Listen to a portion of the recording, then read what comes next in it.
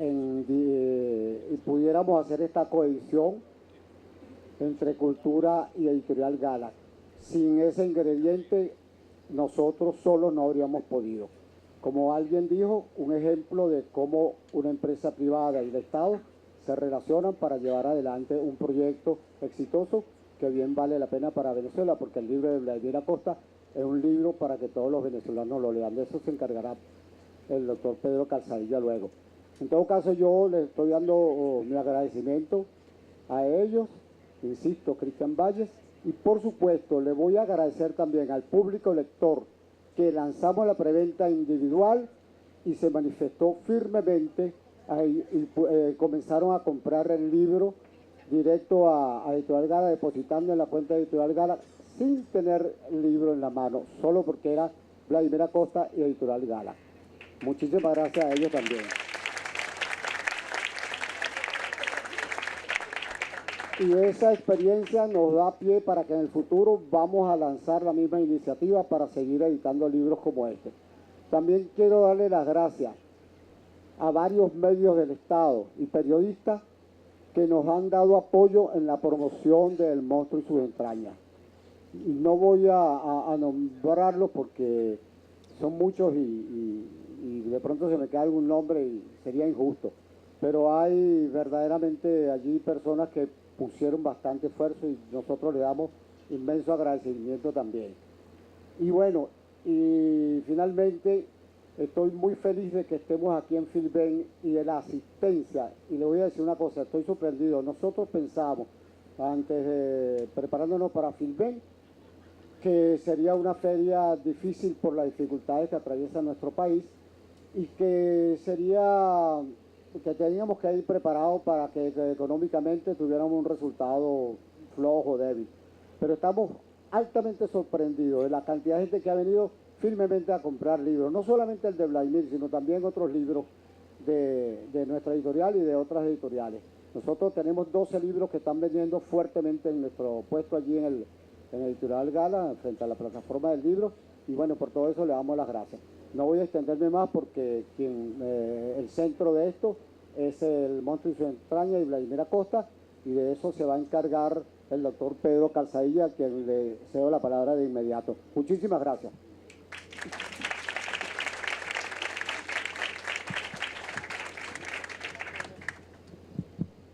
Bueno, yo tampoco me voy a extender mucho porque aquí la estrella está aquí y vinimos fue a escucharlo a él, ¿no? Pero digo un par de cosas y gracias a Ernesto que estar aquí acompañándonos y gracias por la cortesía, Carlos, la invitación. Nosotros, el Centro Nacional de Historia, quería participar en este libro y Carlos no nos dejó. No, mentira. ¿Ah? No, mentira. Pero estábamos dispuestos a apoyarlo porque son, yo lo tengo anotado aquí, 752 páginas. En este momento, editar 152 páginas, 752 páginas en papel, ahorita es una hazaña por eso. Temíamos que Carlos quedara quebrado, pero creo que logró sobrevivir. Bien, miren, yo voy apenas a mencionar alguna cosa. Realmente yo voy a comenzar diciendo la idea central. Yo creo que este libro es una amenaza inusual y extraordinaria. De verdad.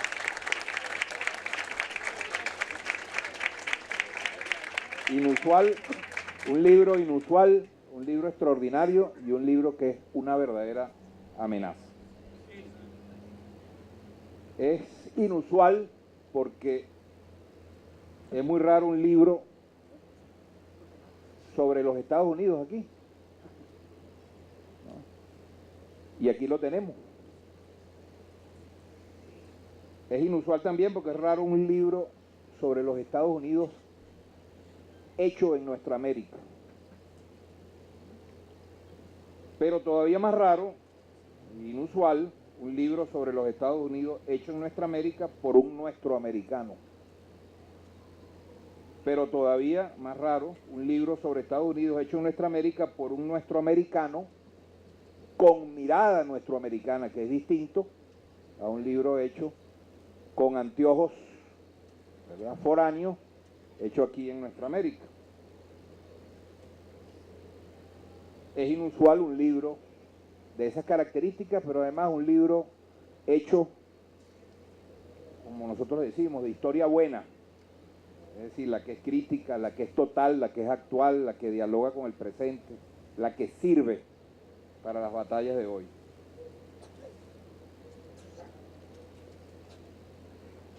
Yo creo que ese libro va a figurar. Yo me lo empecé a leer ayer, debo decirlo, y ya leí la primera parte completa, me salté la segunda y empecé a leer la tercera porque me interesaba el tema del macartismo. Me llamó mucho la atención el enfoque, ya eso lo voy a dejar a Vladimir, que él hable del planteamiento.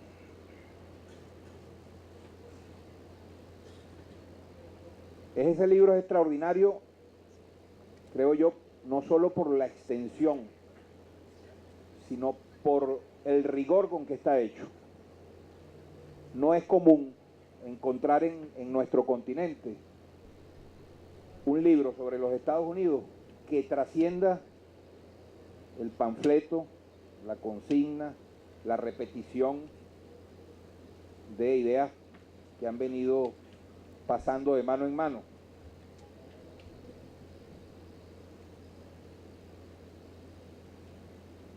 Es un libro extraordinario, yo creo, porque es un libro que hecho aquí, en Venezuela y en nuestra América, desentraña la identidad de esa sociedad. Por eso es un libro, yo creo, Vladimir, es un libro más bien como de antropología, es un libro como antropológico, sociológico, ¿verdad?, de historia. Es un libro difícil de encasillar, es un libro, por eso también es extraordinario, es como tiene un abordaje plural, ¿verdad?, transdisciplinario, y eso no es fácil. Acuérdense que estamos prisioneros de las casillas disciplinarias cartesianas. Se mete Vladimir, yo creo que es la presentación que dice todo latinoamericano, un libro que todo latinoamericano debe leer. Yo creo que es así. Yo me he leído como 250 páginas de ayer a hoy y yo estoy seguro que es un libro que va a convertirse en el principal libro escrito en este continente sobre los Estados Unidos, por lo menos en el tiempo reciente. Yo no tengo la menor duda de eso. Es una mirada propia, nuestra, ¿verdad?, puesta, ¿verdad?, a la luz de los desafíos del presente. No es un análisis bobo que se regodea con la academia y con la sabiduría sin propósito, sino militando.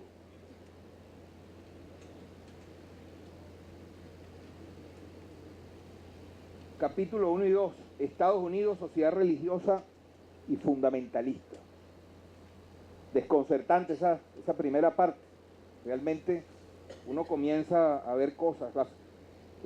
Capítulo 3, la sociedad más racista del planeta, Estados Unidos. Capítulo 4, sociedad democrática. Capítulo 5, Estados Unidos, sociedad expansiva e imperialista. Capítulo 6, componentes y antecedentes del macartismo, siglo XX. Macartismo como un proceso que arranca antes de cuando formalmente se reconoce el nacimiento del macartismo y que lo trasciende, que se viene hasta hoy. Capítulo 7, la histeria anticomunista, xenofobia. Capítulo 8, histerias ultraderechistas, la década de los 30 del siglo XX. Siglo XX, años 40 y 50, la plenitud del macartismo. Truman, McCarthy, Eisenhower.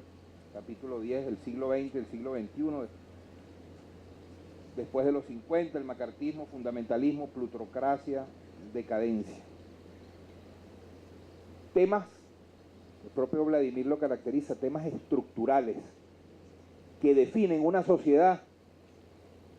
Por eso, desde sus entrañas, Vladimir lo dice en el título, escogido correctamente,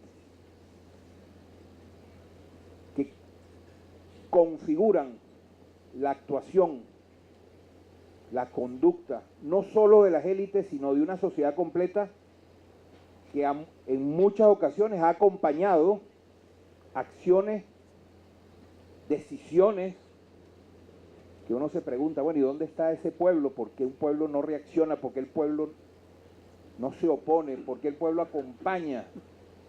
Al menos silenciosamente, y uno sabe que a veces, en la mayoría de los casos, lo pensó Vladimir así mientras escribía, pero viendo la actuación de este dirigente, uno comienza a ver cómo se materializa buena parte de estos elementos que configuran esta identidad de una sociedad difícil de entender y que, lo dice el propio Vladimir, la hemos despachado con algunas consignas, algunas ideas, algunos mitos y algunas explicaciones facilonas, desde la derecha y desde la izquierda también.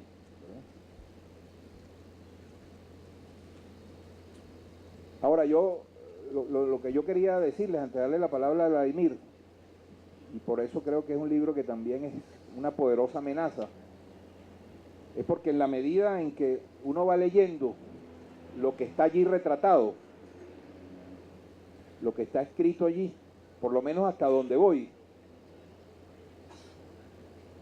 y sondeando en sus páginas, una cosa dramática, pero que salta a la luz en este libro, es hasta qué punto eso que es atribuido a la sociedad estadounidense no son las claves para entender parte de nuestra propia sociedad, parte de conducta, maneras, valores, sensibilidades, rasgos identitarios de una élite política, económica propia, nacional, venezolana, y de amplios sectores de la clase media. Y tiene sentido, tratándose de un imperio que lleva ya un siglo de dominio, no solo económico, militar, político, sino sobre todo cultural. Seríamos ingenuos si pensamos que esa maquinaria cultural no ha permeado a profundidad nuestra sociedad, y no solo en ideas, sino también en sensibilidades, en mentalidades, ¿verdad? Estamos nosotros, y sobre todo una élite, ¿verdad? Y una clase media que a veces nos cuesta comprender, está, ¿verdad?, forjada en este mismo molde que Vladimir identifica aquí con esos elementos. Muchos de esos elementos los vimos ahora con las guarimbas. Afloran supremacismo, intolerancia, fanatismo, racismo, ¿verdad? No son esos elementos que tenemos nosotros dentro y que lo hemos tenido históricamente. No es solo un elemento, ahora se agudiza por razones de una reacción ante nuestra propia, ante las batallas políticas que tenemos. Nosotros tenemos el desafío de provocar esa ruptura con ese mundo, ese sistema de valores y de sensibilidades, que es el del imperio. Nosotros estamos en medio de una revolución tratando de dar un salto cultural que justamente, ¿verdad?, plantea la superación de estos rasgos que están, y habría que decir, emanan en muchos casos, no todos, ¿verdad?, de la sociedad estadounidense. La generación de la independencia le tocó, algunos se aventuraron a plantear esa ruptura cultural con la metrópoli de entonces, con España. Era el desafío de superar la mirada colonial hispana y provocar esa ruptura. Allí hubo respuestas distintas, el antihispanismo, ¿verdad? La leyenda negra, recrear una identidad distinta, hacerla surgir, ¿verdad? En rechazo con la anterior. Eso solamente algunos líderes fundamentales como Bolívar lo vieron clarito y comenzaron a escribir sobre ese tema. Ahí están los documentos fundamentales de Bolívar, donde desafiaba y reaccionaba contra su propia tradición. Eran parte de la cultura española. No se logró. El gran drama a partir de 1830, que es una sociedad que sigue, a pesar de la independencia, sigue anclada en la vieja mentalidad, en los viejos valores. Una sociedad todavía colonial, cosa que todavía en algunos casos repetimos. Bueno, preguntas, ¿no? Preguntas para reflexionar. Por eso creo que este libro es una amenaza, porque si nosotros logramos desentrañar o por lo menos encontrar pistas para comprender esa sociedad, y si nosotros damos la clave de que muchas de esas explicaciones sirven para entender parte del desafío que tenemos hoy de superación de ese sistema de valores, de esas mentalidades, a lo mejor, ¿verdad?, nos permite avanzar en la tarea que tenemos de dar el salto a una nueva, ¿verdad?, una nueva cultura, el surgimiento definitivo de una nueva cultura que es la clave para hacer irreversible la revolución. Bueno, nada, una idea antes de darle la palabra a Vladimir. Solo mencioné algunas ideas que yo traía y yo creo que si este libro lo vemos como yo estoy viéndolo, ¿no?, como una poderosa fuerza de conciencia que puede orientar muchas de las tareas que tenemos y puede inspirar parte de las luchas que nos quedan por delante. Y Vladimir puede ingresar a la lista de los sancionados, ¿no? A lo mejor va a acompañar Neto. Neto, ¿tú estás ahí? ¿Sí? A lo mejor a la lista de terroristas, sancionados, de que van a confiscar tus negocios en el exterior, Vladimir, y tus cuentas serán cerradas dramáticamente. Gracias. Gracias a todos.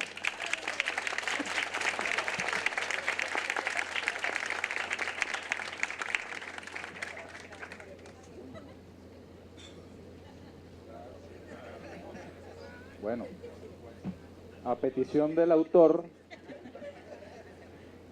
me voy a colear con la venia del señor Carlos Parra, También, hermano. del hermano Julio Santososo. En Puerto Rico hay un libro que dice, que se llama Si no lo digo, reviento. Un programa de radio. Si no lo digo, reviento. Cuando yo escuchaba a Pedro decir, ya le voy a dar la palabra a Vladimir, yo decía, uy, yo tengo unas ganas de decir unas cosas, pero ¿cómo hago? No estoy en el programa. Mira, yo no sé si será verdad esto que les voy a decir, pero suena bien. Dicen que Fidel Castro dijo alguna vez que los revolucionarios cubanos no debían hablar inglés como los gringos, sino mejor que ellos. No sé si será verdad que él lo dijo, pero lo cierto es que en Cuba se estudia el inglés y los cubanos hablan el inglés muy bien. Y el servicio diplomático cubano es de los mejores del mundo. Nosotros estamos obligados a conocer la historia de los Estados Unidos, no como la conocen superficialmente los gringos, sino con la profundidad que hoy nos regala Vladimir Acosta.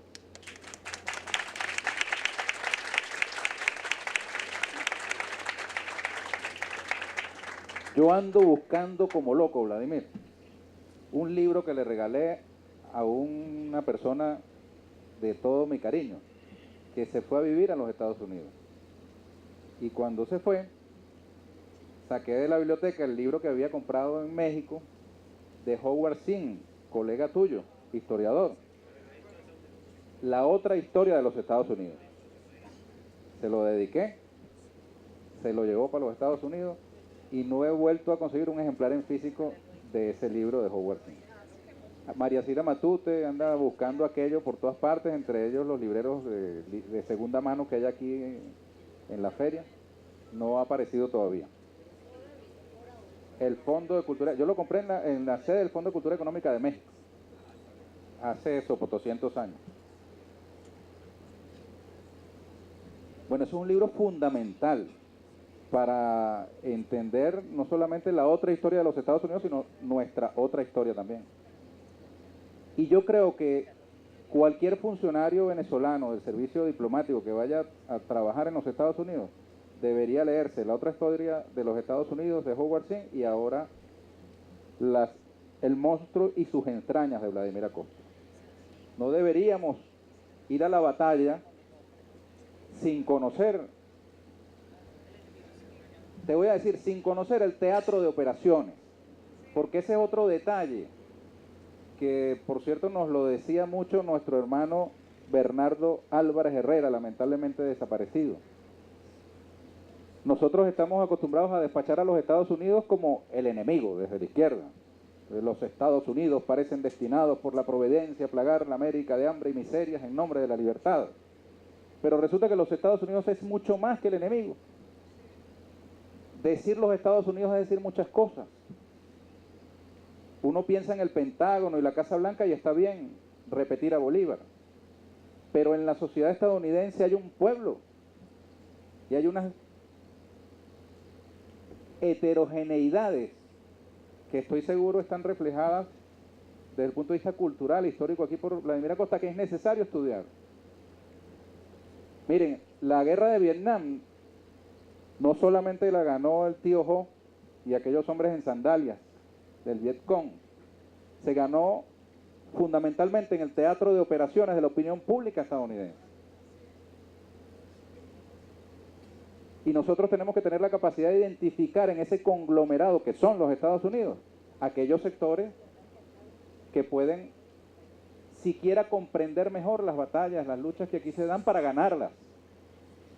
Si nosotros renunciamos a hacer política al interior de los Estados Unidos, ya perdimos la mitad de la batalla. Y digo nosotros, América Latina, el sur, tenemos que ir al encuentro de esa sociedad con la que además tenemos unas identidades que llegaron para quedarse. A bordo de las Tres Calaveras vino la corrupción, el racismo, maldades diversas. Y vino un componente que llegó para quedarse en ese proceso violento, en ese holocausto del que somos nosotros producto. Será muy difícil sustituir al béisbol. ¿Quién le quita a Chávez lo magallanero? ¿Quién le quita el fenómeno del chavismo? El que tenía un líder que era magallanero, como Chávez. Y campeón. Y que cumplió su sueño de ir al Yankee Stadium y lanzar la primera bola. Ah, era un aculturizado y vamos a despacharlo, a estigmatizar a Chávez porque era beisbolista. No, forma parte de esa realidad compleja que somos. Tenemos que aprender a identificar, no solo de Estados Unidos, de ese concepto que llaman Occidente. Aquí está Julio Santososo, que tiene como uno de sus libros de cabecera a Morris Berman, ¿no? El crepúsculo de la cultura americana. Escrito hace ya 12, 14 años, ¿no? 16 años. Y ese crepúsculo, esa cultura americana que era morir en Occidente, ¿no? Morir en Occidente, creo que es el título. ¿Ah? ¿O ese es el libro que tú quieres escribir? Pero el concepto que maneja Julio Berman es Occidente.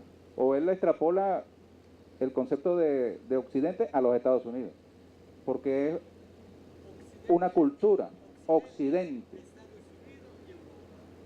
Occidente, Estados Unidos y Europa. América Latina no es Occidente. Y una de sus tareas más importantes es de tener su occidentalización. Me gradué de traductor de italiano. La próxima la hago en lenguaje de señas. Ahora, de ese occidente hay que reconocer aquello decadente y aquello que es una fortaleza.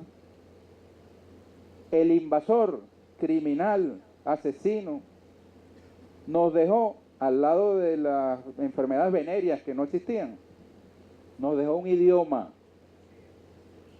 que es un idioma envidiado por otros, porque no hay un territorio más extenso del planeta que pueda permitirle al ser humano transitar tantos y tantos kilómetros haciéndose entender en la misma lengua. No hay otro territorio en el planeta donde un mismo idioma sirva para entender a tal cantidad de seres humanos. Es una fortaleza. Cuando decimos somos Venezuela, nos llamamos a todos a identificarnos en lo que somos. Y eso somos también. Aquí también está descrito parte de lo que somos. Y tenemos que aprender a reconocernos también en esto, en nuestras raíces pitiyanquis. En el pitiyanqui que vive por aquí metido en las neuronas.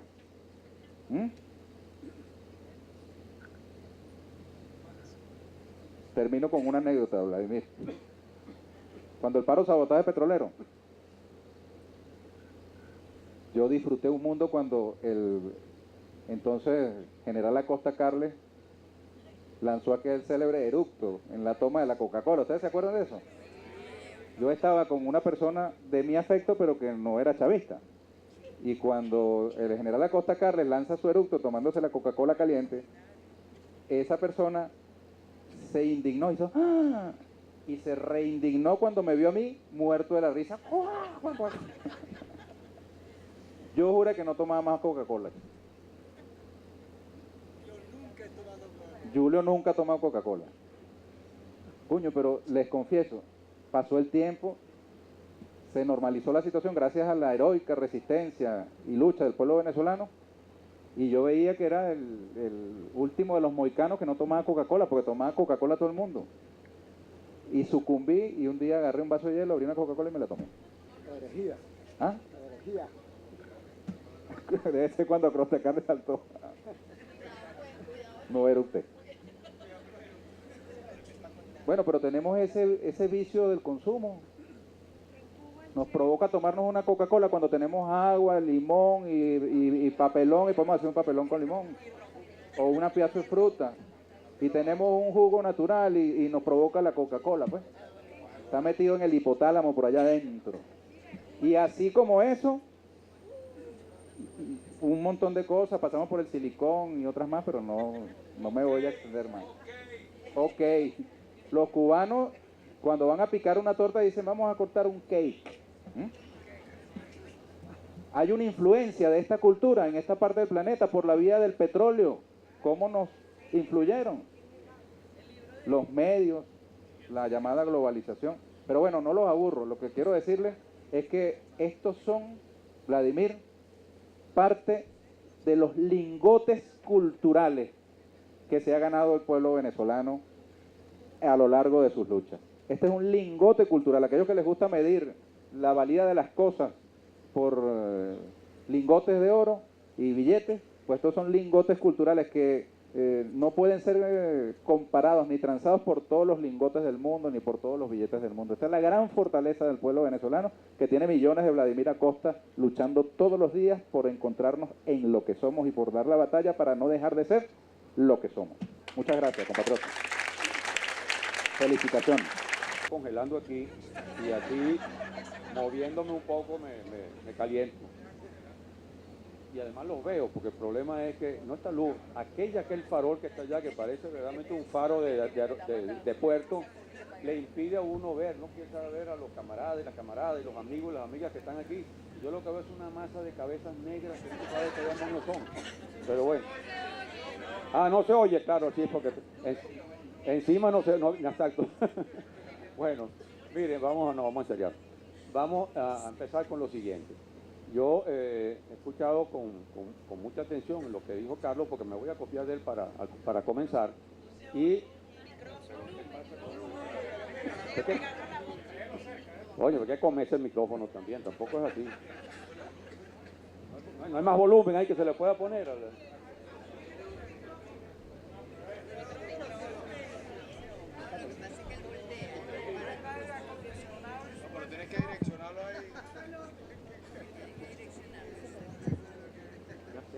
quiero callarme demasiado.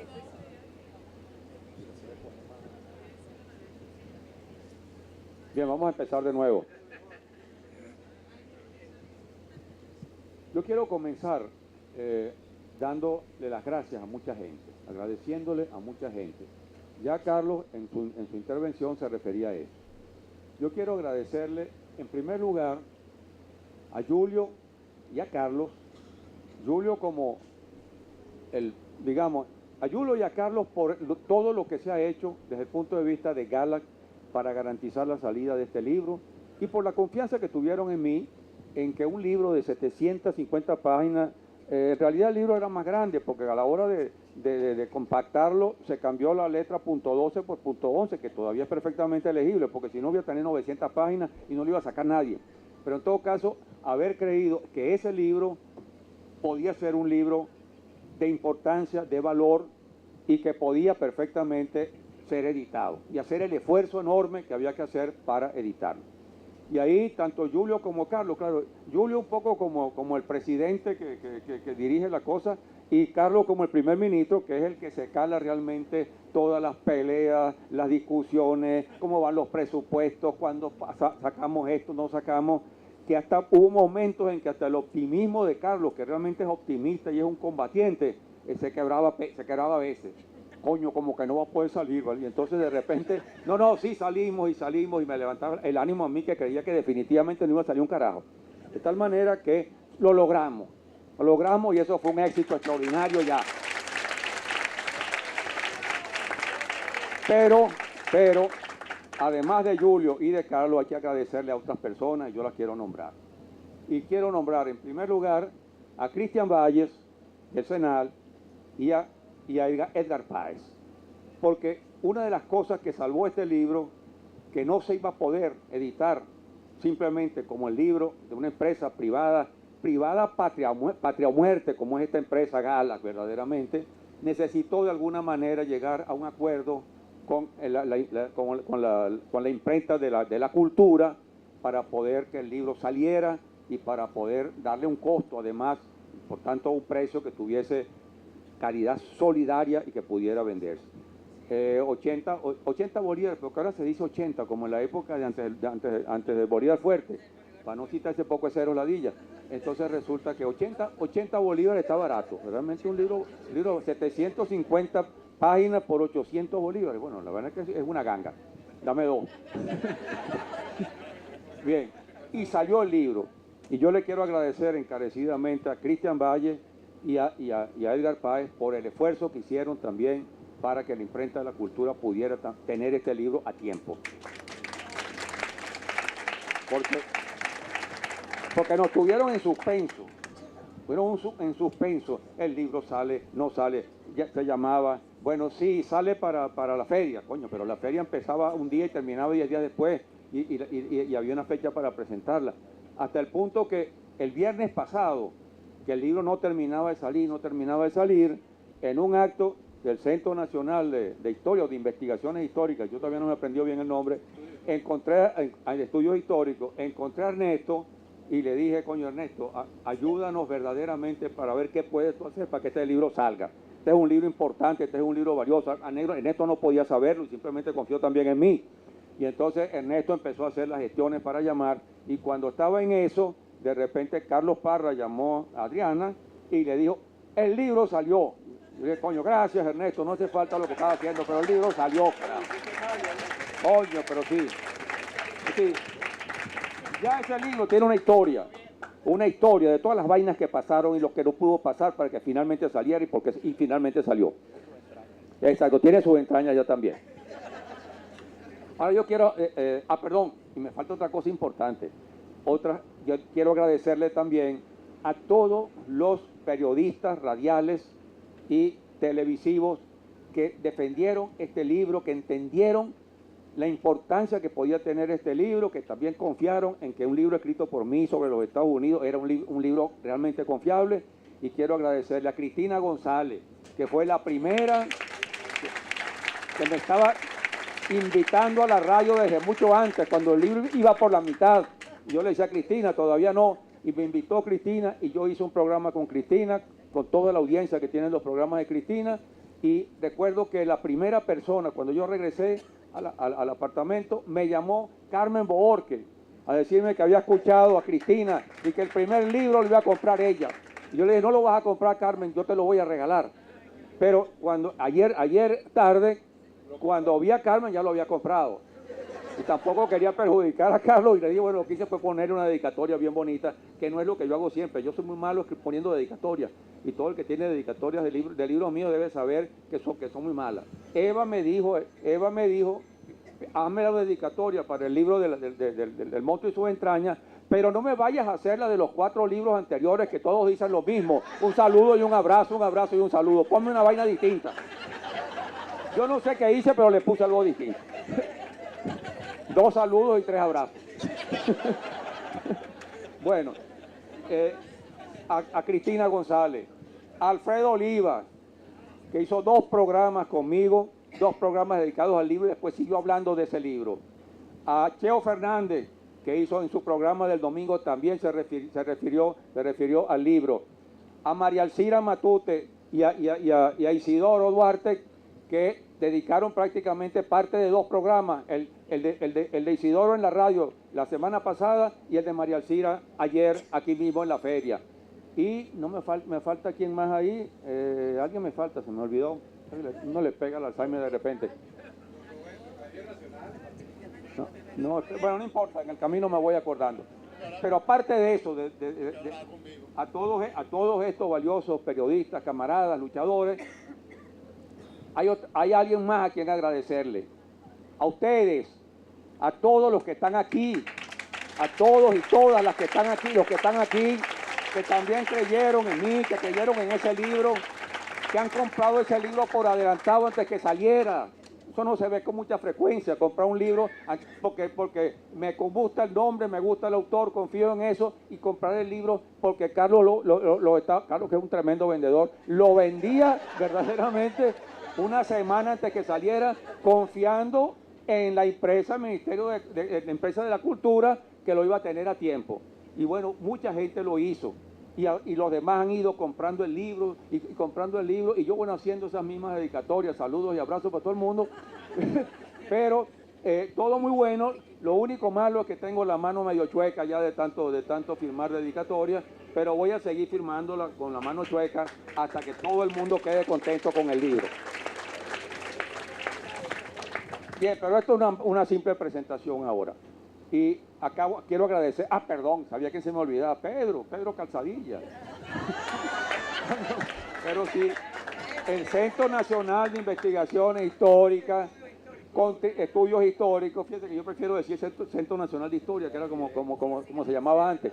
El Centro Nacional de Historia, de Investigaciones Históricas, etcétera, etcétera, se comprometió con GALAC, porque el Centro Nacional de Historia está montando una cátedra sobre los Estados Unidos, algo que yo quise hacer en la Escuela de Sociología no fue posible, una cátedra para estudiar a los Estados Unidos, y entonces se comprometió a comprar una parte de la edición y adelantando un dinero que necesitaba la editorial Gala para garantizar que la edición saliera.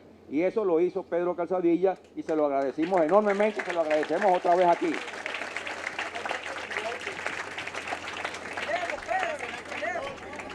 Sí. Bueno. Te queremos, Pedro. Eso sí está bueno, verdaderamente. Bueno, sí. Está bien. Está bien. Bueno, no fui yo quien lo dijo, Pedro. Bueno, eso es realmente lo que yo quería decir como una especie de introducción. Pero déjenme hablar algo con relación al libro. El libro tiene, en mi opinión... y Adriana, que se lo... Bueno, pero lo de Adriana es que se ha calado, coño, a mí mismo, coño, durante años y años. Yo no puedo agradecerlo ya. Ya eso no tiene mérito.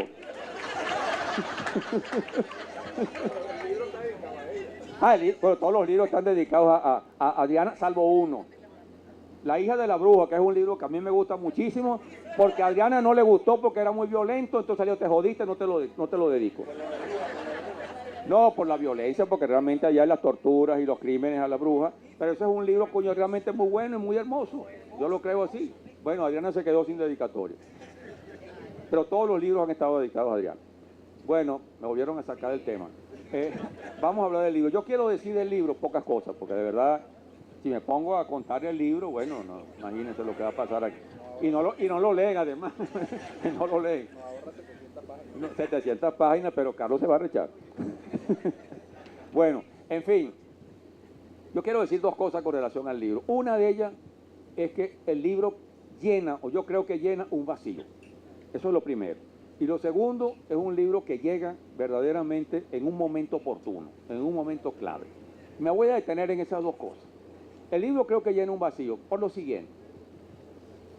Este no es un libro que se me ocurrió a mí, se me vino una inspiración y yo saqué ese libro, me puse a escribir en la computadora y lo saqué en un tirón. Este es un libro que tiene una historia de investigaciones, de interés por conocer los Estados Unidos desde adentro, que tengo yo hace mucho tiempo, y que está vinculado a lectura, a recopilación de documentos, a reflexiones y a docencia. Yo estuve años dando clases en la Escuela de Sociología, organizando talleres sobre los Estados Unidos, y sobre todo estos 2 últimos años en que yo he estado a un jubilado dando clases en el Centro Nacional de Historia y en la Escuela de Planificación, y allí yo resucité esta idea, que tenía materiales acumulados, libros, etcétera, y tuve una actividad enorme consiguiendo en internet, ahora con más facilidad, muchos libros viejos que siguen perfectamente vigentes, revisando cosas, libros que podía comprar y revisar textos, fuentes, documentos, etcétera, etcétera, para ir reuniendo todo lo necesario para escribir el libro. Y estos 2 últimos años yo los he dedicado fundamentalmente a escribir este libro, y para mí fue un éxito terminarlo. Justamente lo terminé un poco antes del día de la votación por la Asamblea Nacional Constituyente. Y de ahí en adelante el libro ha estado en revisiones, correcciones, para llegar finalmente a la imprenta. Es decir, ese libro tiene ya una historia de esfuerzo, de investigación. Ahora, ¿por qué yo me pongo a escribir un libro sobre esto? Porque nosotros, y ya lo ha dicho Pedro y lo ha dicho Ernesto también, nosotros los latinoamericanos conocemos muy mal y conocemos muy poco a los Estados Unidos. Nosotros los latinoamericanos conocemos fundamentalmente lo que los Estados Unidos nos ha hecho, es decir, lo más notorio y lo más grave. Conocemos las invasiones norteamericanas, las agresiones norteamericanas, los golpes de Estado, porque hemos sido víctimas de esas agresiones y de esos golpes de Estado. E incluso muchos latinoamericanos son cómplices de esas invasiones, de esas agresiones, y simplemente los han disfrutado como lo disfrutan, porque justamente forman parte de esos latinoamericanos que no merecen el nombre de latinoamericanos, de nuestroamericanos, ni de nada parecido, porque son más cipayos serviles de los estadounidenses que otra cosa. Pero buena parte de nuestro pueblo conoce eso, y eso se repite constantemente. Eso es importante, porque la otra forma de conocer a los Estados Unidos es la que ellos mismos hacen y nos ponen delante a nosotros, que es aquella que trata de compensar eso. Si nosotros vemos las invasiones, las agresiones, los golpes de Estado, los Estados Unidos, que son los dueños de los medios, que son los dueños de la información, que son los dueños del entretenimiento, de lo que llaman entretenimiento, un entretenimiento que está bastante envenenado, lleno de ideología, los Estados Unidos nos embolatan, como dicen los colombianos, con toda esa basura. Y entonces uno puede constantemente estar viendo en la televisión, en los medios y en el cine películas hechas por los norteamericanos sobre ellos mismos, mostrándose exactamente como quieren que los vean, que los veamos nosotros. Y de paso también nos muestran por casualidad, como si fuera por casualidad, para los que no quedamos muy convencidos de toda esa bondad que ellos tienen, el país que difunde la libertad, la democracia, la mejor democracia del mundo, el país que es generoso, que ayuda a los más débiles sin estar interesado en dinero y en explotarlo, etcétera, etcétera. Para los que no creemos eso, nos muestran también en los documentales y en las películas su potencia militar, esa cantidad de armas que tienen, ese poder descomunal que tienen. Pero ya buena parte de los latinoamericanos, de los nuestroamericanos, no nos tragamos ese cuento. Y a mí me viene a la mente un viejo corrido de la Revolución Mexicana, de justamente de 1917 o 18, que se refiere a las agresiones norteamericanas contra la Revolución Mexicana. Voy a decir, recuerdo el párrafo dice así: ¿qué se creían los gringos patones que con cañones nos iban a asustar? Si ellos tienen aviones a montones, aquí tenemos lo mero principal. Y lo mero principal, saben ustedes lo que es. Pero no solo ese mero principal lo tienen hoy los hombres latinoamericanos, sino las mujeres, que son más arrechas que nosotros, más combativas y más valientes que nosotros. Todos, hombres y mujeres latinoamericanos, ya no nos tragamos ese cuento.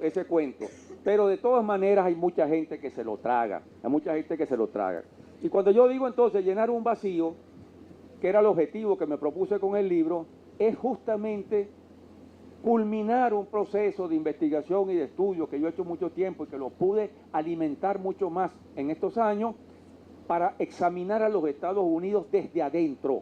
¿Cómo son los Estados Unidos? ¿Cuáles son sus fuerzas estructurales, sus estructuras fundamentales, sus raíces, sus mitos, sus mentiras, sus lacras? Que es mostrar justamente los Estados Unidos diferentes a lo que ellos nos venden constantemente y que todavía alguna gente se traga esa mentira y esos mitos. Y esto es importante, y Pedro dijo algo en ese sentido, que yo lo toco por ahí, aparece en algún momento, que es que numerosos autores estadounidenses han escrito sobre los problemas internos de los Estados Unidos. No es que no lo hayan hecho, y algunos lo han hecho muy bien, pero generalmente sus ensayos sobre los Estados Unidos o son muy genéricos o se limitan a un tema en particular. Y además yo, que he leído buena parte de todos esos trabajos, llega a la conclusión de que hay algo que limita, no la capacidad que ellos tienen toda la capacidad de escribir extraordinarios ensayos, algunos de ellos los conocemos, y tienen también la información que les facilita acceder a esos documentos que ayudan a hacer esos libros. Hay algo en ellos que es que ellos tienen como un límite, los norteamericanos, para llegar para abordar la crítica de los propios Estados Unidos. Es decir, tienen un límite porque ellos están formados en esa sociedad. Esa sociedad los ha formado en esos valores o antivalores, como queramos llamarlo. Y entonces, la crítica que ellos hacen no puede pasar de ciertos límites, porque no olviden una cosa. Una de las cosas más fuertes, más poderosas y más venenosas de los Estados Unidos es que ellos han convertido su sistema político, su cultura, en identidad nacional. Es decir, un americano, como ellos se llaman, porque nos robaron el gentilicio hace mucho tiempo. Nosotros tenemos que explicar siempre qué clase de americanos somos. Sudamericanos, yo no sé qué. Nosotros fuimos americanos primero que ellos, para empezar. Pero ellos se robaron el gentilicio. Pero cuando ellos hablan de americanos, se refieren siempre a ellos. Y entonces, para ser americano, hay que sentirse identificado con el sistema económico de los Estados Unidos, con el sistema político de los Estados Unidos, con los valores de los Estados Unidos, y con el aparato militar y con el aparato mediático y con todos los instrumentos de poder de los Estados Unidos. Entonces eso hace, esos valores se inculcan o antivalores se inculcan desde el nacimiento. Eso empieza con la religión, con la iglesia, con la familia, con la escuela, con los medios, de tal manera que eso genera ciertas limitaciones.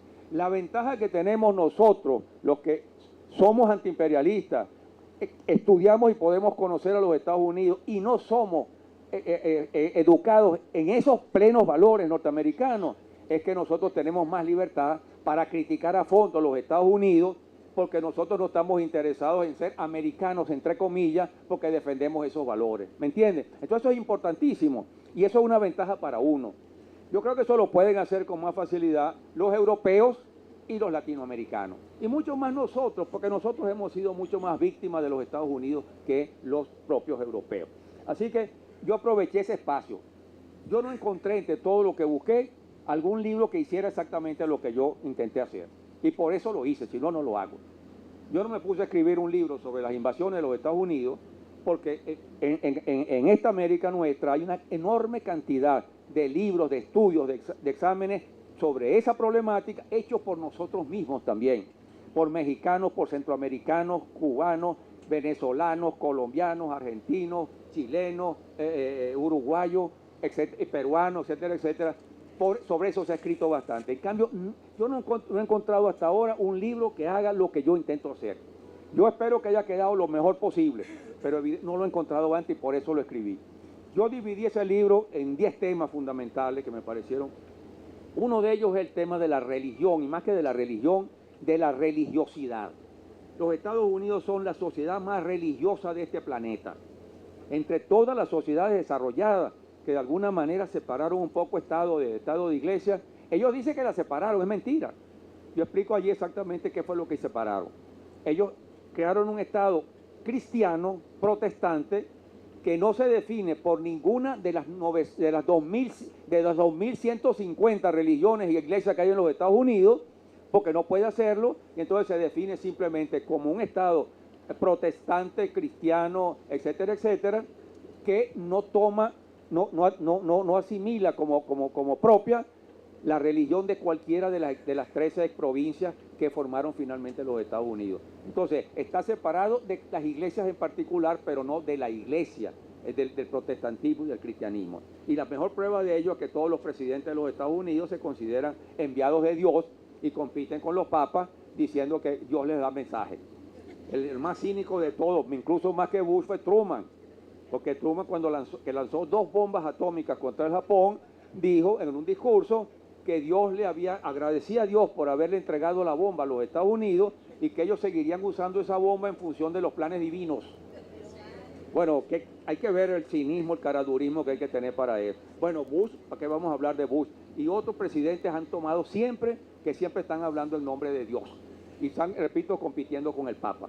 El presidente McKinley, que fue en 1899, el que invadió las Filipinas y destruyó las Filipinas, que le hicieron una masacre espantosa, estaban luchando por su independencia contra España y vinieron norteamericanos a apoderarse de las Filipinas, dijo que él tenía dudas si mandaba a los marines hacia las Filipinas y que entonces paseaba por los jardines de la Casa Blanca muy preocupado por las noches y no sabía qué hacer.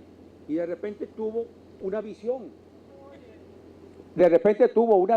Se le apareció Dios y le dijo que tenía que invadir las Filipinas. Y el presidente McKinley, obedeciendo las órdenes de Dios, por supuesto, fue a invadir las Filipinas.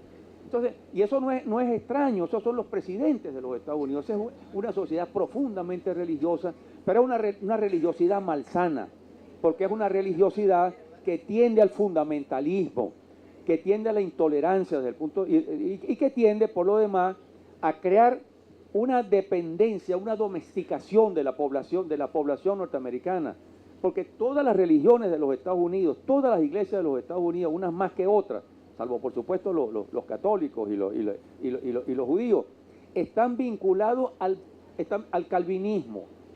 Y el calvinismo es la religión más pesimista, para no decir más reaccionaria, de todas las religiones protestantes. Y fundamentalmente ese calvinismo enseña entonces lo que tiene que ver con excepcionalidad, con una especie de pueblo elegido que son ellos, un nuevo Israel, y al mismo tiempo domestica a los perdedores, porque los ganadores son los elegidos, y para mostrar que son elegidos, Dios los hace ganar en la fortuna, en los negocios y convertirse en ricos. Los pobres no tienen esperanza ninguna, ni en este planeta, ni en el más allá, y no les queda otro camino que, bueno, sentarse en la casa frente a un televisor a comer panetones, chorizones y cosas de esas, y volverse unos gordos, unos obesos, porque hoy en este planeta, y concretamente en los Estados Unidos, los capitalistas son todos unos tipos elegantes, atléticos, y desgraciadamente los gordos son los pobres. Hace 100 años en los negocios aparecían afiches que decían un gordo, pero un gordo con una panzota así que decía, yo no vendo a fiado, no vendo a crédito. Y los pobres eran entonces flacos muertos de hambre. Ahora los pobres están llenos de mala alimentación que crean y difunden en el mundo los Estados Unidos, y los ricos juegan golf y se ven todos de lo más elegantes, bien vestidos, delgados y demás. Entonces, todo ese tipo de cosas. Y el fundamentalismo, que la gente cree que es una obra del Islam. El fundamentalismo, bueno, potencialmente está en las religiones monogámicas, en las religiones monoteístas. Es decir, en las religiones politeístas no puede haber fundamentalismo, porque si un país, pongamos la Roma antigua, tiene 50 dioses, y logra conquistar otro país, bueno, los dioses de ese país entran también, entonces tiene 70 dioses. Y eso es buenísimo, porque la ventaja de eso es que los dioses se especializan. Hay un dios para el dolor de barriga, dios para el dolor de muela, otro dios para pegarle a los caballos, otro dios para que pierda el Magallanes una vez por lo menos, que todos los juegos se los gana el Caracas. En cambio, cuando tienes un solo dios, ese dios tiene demasiado trabajo, verdaderamente, porque se ocupa de todo. Pero ese dios además es la intolerancia. Ese dios es la intolerancia porque todo otro posible dios es entonces un demonio. Y entonces destruir ese demonio se convierte en una norma. Y cuando uno ve la historia de las tres religiones monoteístas, uno se encuentra que lo que tienen el mismo Dios. Tienen el mismo Dios. Si es que el Alá, Dios Padre y Yahvé son el mismo Dios. Son el mismo Dios con distintos nombres y matándose unos a otros, sometiéndose, etcétera, etcétera. Entonces, la religiosidad se vuelve algo muy perverso en los Estados Unidos. Otra cosa, el país más racista de este planeta es el Estados Unidos. El racismo es una de las cosas estructurales básicas de los Estados Unidos y yo me limito a analizar allí con datos históricos, con el examen de los procesos, todo el racismo monstruoso contra la población indígena y todo el racismo monstruoso contra la población negra. Y eso llena la historia de los Estados Unidos hasta hoy. Hasta hoy. El gobierno de Obama no veía constantemente con un presidente negro cómo mataba, la policía mataba a los jóvenes negros acusados de ser sospechosos de delincuentes y los mataba fríamente sin que pasara absolutamente nada. Y ese es un proceso que sigue constantemente en los Estados Unidos. Y otra cosa que yo estudio, no les voy a detener en otras cosas más, es el sistema político norteamericano. Porque una de las cosas que los Estados Unidos repiten hasta la saciedad es que ellos son la primera democracia del mundo y que ellos son una sociedad totalmente democrática donde todo el mundo tiene las mismas oportunidades y los mismos derechos. Ya poca gente, mucha menos gente que antes cree en eso. Los Estados Unidos han sido siempre una sociedad republicana, que no es lo mismo que democrática. El que haya estudiado ciencias políticas sabe que son dos cosas bien diferentes. Una sociedad republicana es distinta a una sociedad democrática. Y es menos democrática, por supuesto, que una sociedad democrática. Ahí se analiza eso con lujo de detalles, de verdad. Desde el mundo griego al mundo romano, para mostrar las diferencias entre una cosa y otra. Y después, cuando ustedes estudian esa constitución que es una momia verdaderamente, una momia llena de remiendos por todas partes. ¿Cómo puede un país que es el país capitalista más rico y más desarrollado vivir todavía con una constitución de 1787? Pero por favor, es que en 1787 ni siquiera había capitalismo industrial. En 1776, Adam Smith escribe su libro sobre la riqueza de las naciones y habla de capitalismo manufacturero, porque la revolución industrial se da prácticamente en los comienzos del siglo XIX. Es una constitución que es de alguna forma protocapitalista. Perdón, Ernesto, ¿qué me vas a decir? Sí, permíteme. Ajá. Vamos a comerciales. Mira, que es que estaba aquí tomándole fotos al índice y le mandé al presidente Nicolás Maduro un mensaje diciéndole, mire, estamos aquí con Vladimir Acosta presentando este libro, le mandó saludos a todas y a todos, le mandé el índice y le digo, este libro debería leerlo todo aquel que vaya a cumplir funciones diplomáticas y políticas vinculadas con Estados Unidos, y le pasé fotos del índice. Me dijo, mándame uno ya. Entonces le dije, va en camino, pero vamos a aprovechar a ver si... ¿Ah? ¿Ya le llega? No, se le dio un libro. Está bien. Ya se lo enviaron, pero yo creo que es más rápido que Vladimir le dedique este rapidito aquí. No, que le dedicamos. Está dedicado por mí, sí, se le mandó. Bueno. No, hombre, yo le voy a mandar este, hermano. Está bien, vale, pero yo lo puedo Está bien. hacer otra vez. Está bien. Perfecto. Disculpa la interrupción. No, tranquilo, nada de eso. Bueno, pero además hay otra cosa, mira, a propósito del presidente Maduro, aquí está, que está Ernesto aquí. Yo le tengo cierto miedo al presidente Maduro con estas cosas, y lo voy a decir en público. ¿Por qué? Porque, por ejemplo, con este libro, este es un libro que es producto de un esfuerzo de la editorial Gala, que será una editorial privada, pero es una editorial súper chavista. Y entonces, el presidente Maduro, si considera que el libro es muy bueno, Entonces toma la decisión de sacar una gran cantidad de ejemplares del libro para regalarlo. Y entonces el libro no lo va a leer casi nadie, los libros regalados no los lee nadie. Y después termina quebrando a Galax, por favor, ¿vale? Entonces hay que tener cuidado. ¿Ah? Los libros regalados, no, los libros hay que ponerle precio solidario. Pero que se lo compren a Gala y lo regalen después. Ah, bueno, está bien, pero lo que quiero, que se lo compren a Gala, está bien. Esa puede ser una solución, se le puede proponer eso al presidente Maduro. Pero, pero yo en verdad le temo a eso, porque entonces el libro se convierte en una edición masiva que no se vende, sino se regala y que nadie lo lee. No, nadie lo lee. El libro este es un libro que hay que leerlo, que hay que revisarlo, que hay que analizarlo. Eso se trata. Bueno, termino con lo de los Estados Unidos diciendo entonces que esa constitución además es una constitución esclavista, una constitución dominada por la esclavitud.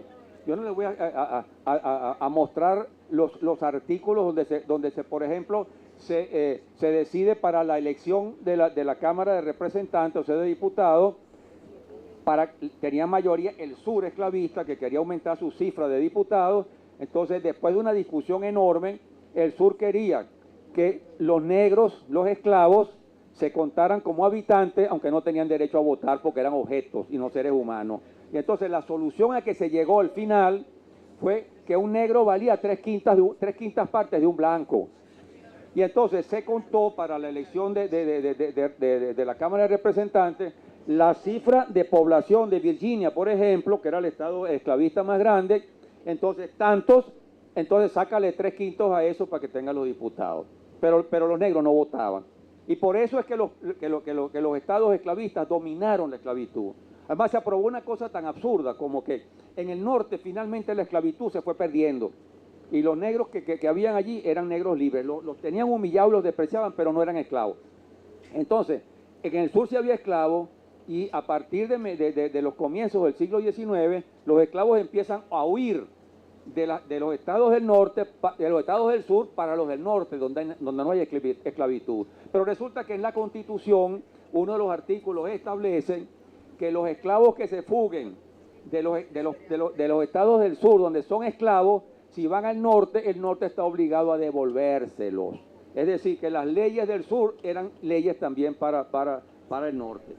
Cosas como esa, ¿entienden? Está dominada completamente por la esclavitud. Y cuando finalmente se libera a los esclavos después de una guerra civil en 1865, le esclavan a los ex esclavos las leyes llamadas Jim Crow, que eran unas leyes de segregación absoluta, que aguantaron 100 años más, de tal manera que los Estados Unidos iban a la Segunda Guerra Mundial y llevaban soldados negros que no podían comer con los soldados blancos. En las trincheras morían igualitos los dos. Además, tenían de capitán o de jefe a un blanco. Y tenía entonces prácticamente una compañía o un batallón de negros, pero el jefe era un blanco. El capitán o el mayor era un blanco. Y a la hora de comer, había que la sala para los negros y la sala para los blancos. Ellos estaban atacando al nazismo por racista y tenían el mismo racismo arraigado como lo tienen. Y después de 1965, cuando los negros lograron finalmente con sus luchas que se aprobara, que la Corte Suprema aprobara finalmente, tumbara todas las leyes Jim Crow, entonces siguió la discriminación y ha seguido la discriminación hasta ahora. Que haya un negro como Obama que haya sido presidente, bueno, eso es una excepción, y de paso para demostrarle que no era tal presidente, la policía andaba matando más negros que en la época en que los presidentes eran blancos. Eso es un problema grave en los Estados Unidos. Y lo último es el poder de la extrema derecha en ese país. Cuando yo no planteo el macartismo como un fenómeno que se dio en los años 50 de un personaje llamado Joseph McCarthy, es simplemente porque ese macartismo es la expresión de los años 50 de un fenómeno que viene de 1798 y que está vivo hoy. Las leyes actuales, esas leyes que se aprobaron después del 11 de septiembre de 2001, son leyes que convierten el macartismo en algo institucional. Entonces, la historia de los Estados Unidos es una historia de un dominio total de las extremas derechas. Y yo me tomo la molestia, en los últimos capítulos, Pedro debe haberlos leído, es la cantidad de organizaciones políticas en los Estados Unidos que combinan religión con extrema derecha y con racismo. En los Estados Unidos hay partidos nazis, partidos cristianos nazis, partidos de reconstrucción cristiana que defienden la matanza y el crimen. Uno de ellos, que se llama reconstructivismo cristiano, dice incluso que hay que aplicar las leyes judías del Antiguo Testamento para castigar los delitos. Y entonces dicen que además de que aplicar esas leyes para castigar los delitos que hay que castigar es con pena de muerte, por supuesto, y que hay que matar a los delincuentes a pedradas, como decía el Antiguo Testamento que se mataba a los delincuentes. Y el autor lo defiende, dice, bueno, pero es que esto es muy bueno, porque resulta que matar a un delincuente a pedradas resulta más económico que ahorcarlo, que fusilarlo, que gastar dinero en matar. Las piedras están por todas partes y uno le cae a pedradas y se acabó. Y eso no cuesta nada. O sea, combinando los valores capitalistas, por supuesto, de obtener la máxima ganancia, el precio más barato, por lo que se va a hacer con un crimen como eso y con un atraso furibundo como esto. Entonces, los Estados Unidos hay que verlos verdaderamente desde adentro para entender verdaderamente la podredumbre que hay allí, los mitos que hay allí, que no los manejamos, que no los conocemos. Y una cosa para terminar esto es que algo que ha logrado Estados Unidos desde mucho tiempo antes y que lo sigue manteniendo es que a través del peso de la religión y el peso de los medios y el peso de la política de la derecha, los Estados Unidos se han dedicado toda su vida a fabricar enemigos exteriores. Enemigos exteriores, algunos de ellos eran en todo caso competidores o adversarios, pero no necesariamente enemigos. Y entonces esos enemigos exteriores se convierten en algo que se le vende a toda la población como un enemigo que pone en peligro la americanidad, es decir, los valores de la sociedad estadounidense. Y entonces eso ha servido siempre para diluir las luchas de clase, para que los conflictos internos se conviertan en conflictos con un enemigo exterior. Y por eso realmente hace bien difícil que en los Estados Unidos esas luchas hayan tomado cuerpo como en otros países donde prácticamente esas luchas sí han tomado cuerpo porque las luchas de clase se han manifestado contra los explotadores. Allí los explotadores y los medios han convertido casi siempre a la población estadounidense en una población débil, embrutecida, ignorante, manipulada, cómplice pasivo de invasiones y de crímenes, porque siempre se les dice que ellos están defendiendo en términos maniqueos, que son los términos que dominan en los Estados Unidos, ellos encarnan el bien y por supuesto todos los adversarios de los Estados Unidos encargan el mal. Fíjense en el lenguaje que usan los presidentes y los gobernantes norteamericanos y parecen lenguajes de sacerdotes fundamentalistas. No hablan entonces de que esta política, la política nuestra encarna el bien, es la política que Dios quiere y ustedes son agentes del demonio, ustedes son agentes del mal. Por eso fue que Chávez inteligentemente le dijo en las Naciones Unidas, cuando llegó al podio después de hablar Bush, aquí apesta azufre, verdaderamente. Es decir, a uno le sonaría raro eso, pero en los Estados Unidos eso le daba en la madre verdaderamente al poder. Entonces, yo creo que eso da un panorama, siempre un panorama. Ustedes van a leer el libro, yo creo que el libro verdaderamente es un libro que está llenando un espacio que no se había llenado y que uno tiene que sentirse contento de que seamos un nuestroamericano, un latinoamericano, un venezolano que haya por lo menos hecho ese intento. Como todos los libros tienen fallas. Este libro, de hecho, le faltan 3 capítulos, se lo voy a decir de una vez. Y le faltan 3 capítulos. Un capítulo sobre el sistema económico estadounidense, un capítulo sobre el sistema militar y el poder militar estadounidense y un capítulo sobre el poder mediático de los Estados Unidos. Yo lo sé, pero no lo hice, no solo para que no tuviera 1000 páginas, sino porque esos temas son temas mucho más accesibles, mucho más conocidos que los temas que yo trabajo aquí. Pero estoy consciente de eso. Y luego estoy consciente de que muchas cosas pueden mejorarse, pueden hacerse mejor, y esto puede ser un comienzo de un trabajo para penetrar en esa sociedad norteamericana, conociéndola y denunciándola. Y yo creo también, como Pedro lo decía, que este libro es un arma, pero es un arma defensiva, porque no es exactamente un arma de guerra.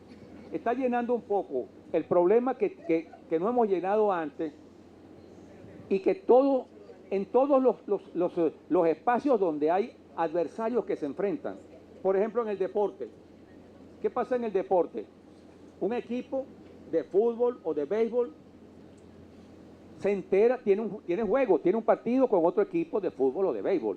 ¿Qué hace? Conocerlo, y ahora es facilísimo. Grabar los programas, y al grabar los programas se da cuenta de que este pitcher tiene un movimiento raro, por aquí le podemos batear, o que el defensa del equipo de fútbol se mueve un poco lento por aquel lado, por ahí le podemos entrar. Es decir, conocer al otro es indispensable. Y por supuesto en la guerra mucho más. Ahora, en la guerra no se le toman fotos a los adversarios así fácilmente, pero hay servicios de inteligencia, de espionaje, etcétera, etcétera. Entonces, conocer al otro es indispensable. Y para nosotros, conocer a los Estados Unidos es fundamental. Imagínense lo que tienen los Estados Unidos de información sobre nosotros.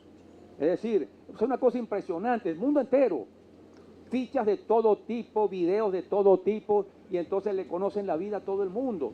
Cuando los Estados Unidos sancionan a funcionarios nuestros, bueno, los conocen, no porque estén diciendo la verdad los Estados Unidos, sino porque saben dónde están y el daño que se puede hacer desde el punto de vista internacional. Nosotros sabemos quién es el